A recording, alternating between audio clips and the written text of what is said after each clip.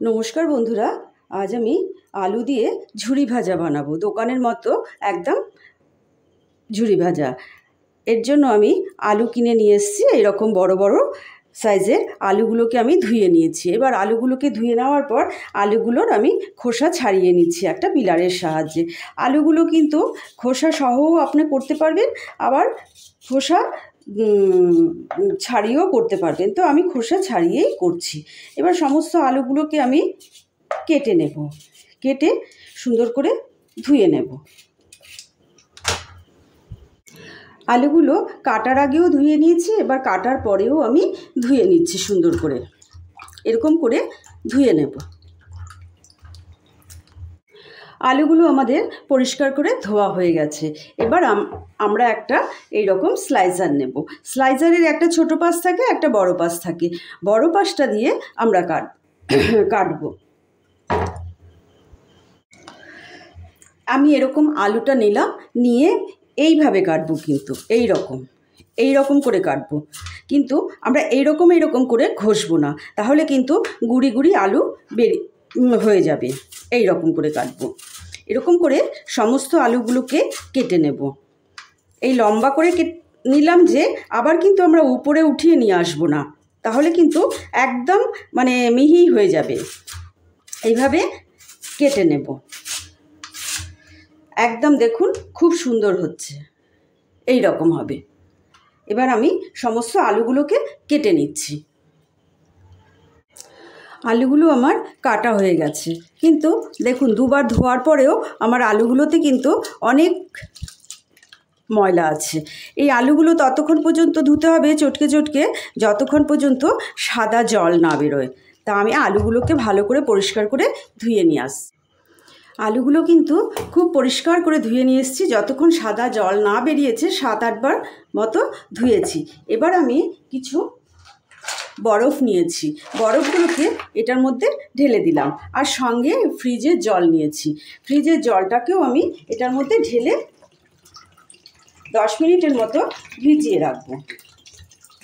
দেখুন একদম ফকফকে জল, কোনো নোংরা নেই এতে, একদম সাদা জল। এর মধ্যে আমি 10 মিনিটের জন্য ভিজিয়ে রাখবো। 10 মিনিট পরে আমি আবার আসছি। 10 মিনিট পরে আমি ফিরে এসেছি। দেখুন বরফগুলো কিন্তু গলে গেছে সম্পূর্ণ।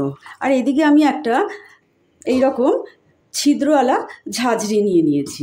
ঝাঁঝরির ওপরে আমি একটা এইরকম টাওয়েল পেতে দিচ্ছি। টাওয়েল পেতে দিয়ে আমি এবার আলুগুলোকে কি করব, এরকম করে নিয়ে এটার মধ্যে রাখবো।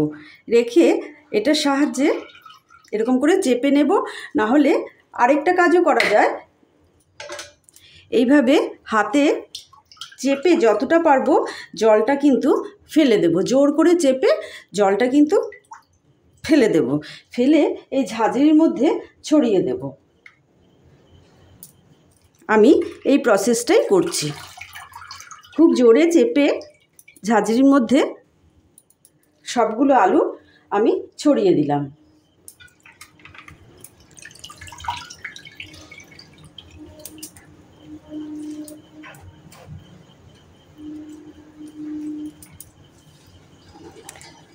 এইরকম করে ছড়িয়ে দিলাম। একটু পাখার ফ্যানের তলায় একটু রেখে দেব আমি। আর এইটুকু যে আছে এটুকু আমি এখানে আলুগুলোকে দেখুন একটা টেবিলের উপরে সাদা টাওয়েল দিয়ে বিছিয়ে দিয়েছি, আর ওপরে ফ্যান চালিয়ে দিয়েছি। এই যে এইরকম করে বিছিয়ে দিয়ে ফ্যান চালিয়ে দেব। দেখুন আমাদের আলুগুলো কতটা ঝরঝরে হয়ে গেছে। এইভাবে আপনারাও এইরকম করেই করবেন। এবার আমি গ্যাসের আগুন জ্বালিয়ে দেব। আমি কড়াইতে তেল দিয়ে দিয়েছি, আর ফ্লেমটাও হাই করে দিয়েছি। এবার আমি হাই ফ্লেমেই ভাজবো। প্রথমে আমি এই কারি পাতাগুলো ভেজে নেব।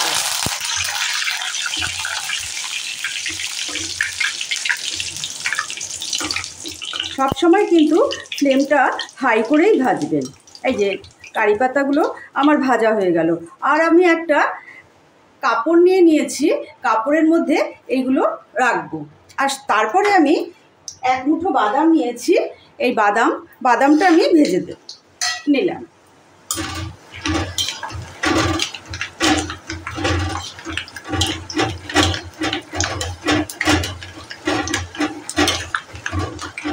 বাদামগুলো আমি লাল লাল করে ভেজে উঠিয়ে নেব। বাদাম আর কারি পাতাগুলো আমার ভাজা হয়ে গেল। এবার আমি আলুটাকে দেব। অল্প অল্প করে আলু দেব, প্রথমেই বেশি পরিমাণ আলু দেব না।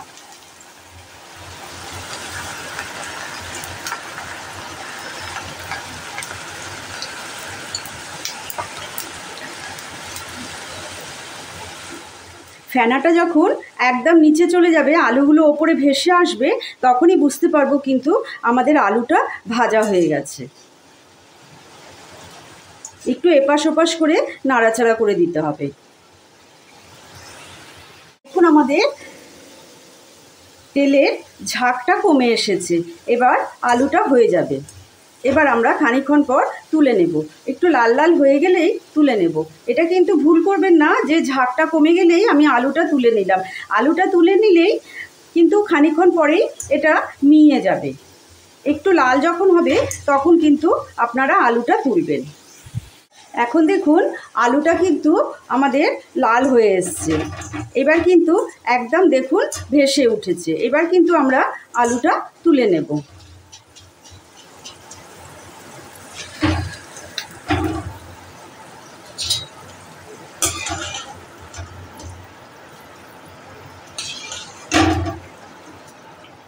এইভাবে একটা ঝাঁঝরা নেবেন আর নিচে একটা ঝাঁঝরা নেবেন, এইভাবে আলুটা তুলে নেবেন।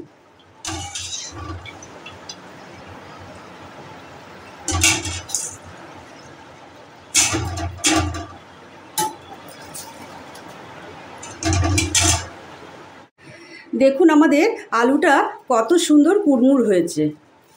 এই যে ঝরঝর করে আওয়াজ হচ্ছে। এবার আমি সমস্ত আলুগুলোকেই এইভাবে ভেজে নেব।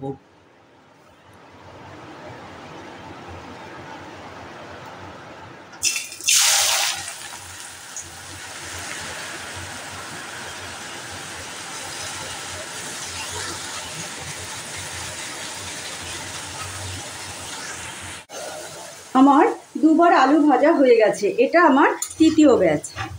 আমি গোপালী। যদি আমার রেসিপিগুলো ভালো লাগে তাহলে অবশ্য লাইক, শেয়ার, কমেন্ট, সাবস্ক্রাইব অবশ্যই করবেন। বন্ধুবান্ধবদের সঙ্গে শেয়ার করার অনুরোধ রইল। একটা লাইক কিন্তু আমাকে রান্না করার ক্ষেত্রে অনেকটাই উৎসাহ দেবে।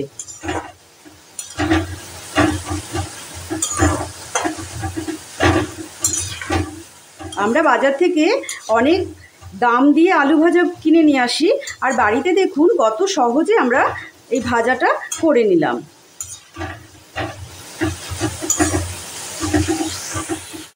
আমার কিন্তু সমস্ত আলু ভাজা হয়েও গেছে, আবার আমার তেলও বেঁচে গেছে।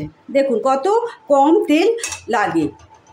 আমি এই রুমালটার মধ্যে আলু ভাজাগুলো তুলে রেখেছিলাম। দেখুন রুমালটা পুরো সোক করে নিয়েছে। তার জন্য আমাদের কোনো সোক পেপারের দরকার হবে না। বাড়িতে থাকা কিছু রুমাল দিয়েই আমাদের কিন্তু হয়ে যাবে। আর আলু ভাজাটা দেখুন কত সুন্দর কুড়মুড়ে হয়েছে সমস্ত কিছু একদম।